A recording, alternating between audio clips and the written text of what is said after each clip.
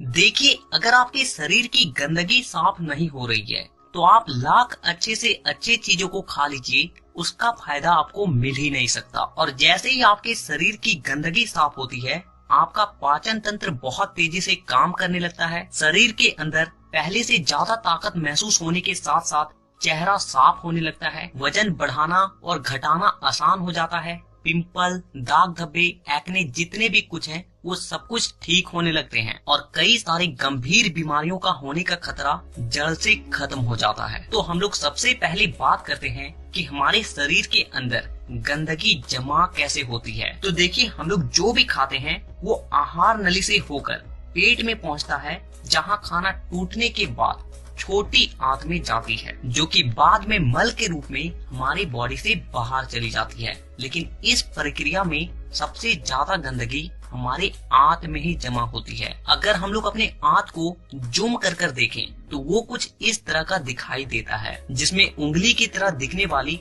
छोटी छोटी उभार होती है, जो कि एक फिल्टर की तरह काम करती है, क्योंकि इन उभार के अंदर नसें होती है जो कि हमारे शरीर के अलग अलग हिस्सों से जुड़ी होती है और इसी नस के जरिए खाने में मौजूद पोषक तत्वों को खींचकर खून में और हमारे शरीर के अलग अलग हिस्सों तक पहुंचाया जाता है। लेकिन जब हम लोग जाने अनजाने में गलत तरीके के खाने का इस्तेमाल करते हैं तो वो हमारे आंतों में चिपकने लगती है और धीरे धीरे दीवार पर एक मोटी परत बनाकर जमा हो जाती है, जिससे कि जब हमारी आंतें खाने में मौजूद पोषक तत्वों को खींचती है तो उसके साथ साथ गंदगी भी हमारे खून में मिल जाती है और फिर शरीर के अलग अलग हिस्सों में जाकर ये गंदगी जमा हो जाती है। जब ये गंदगी खून के जरिए हमारे लीवर तक पहुंचती है तो फैटी लीवर और जॉन्डिस जैसी बीमारियां होती है। जब ये किडनी में जमा होती है तो किडनी स्टोन और फेफड़े में जमा होने से अस्थमा, और जब खून के जरिए दिल तक पहुंचती है तो कोलेस्ट्रोल और हमारी नसों में ब्लॉकेज पैदा होती है। और जब ये गंदगी हमारी स्किन में पहुंचती है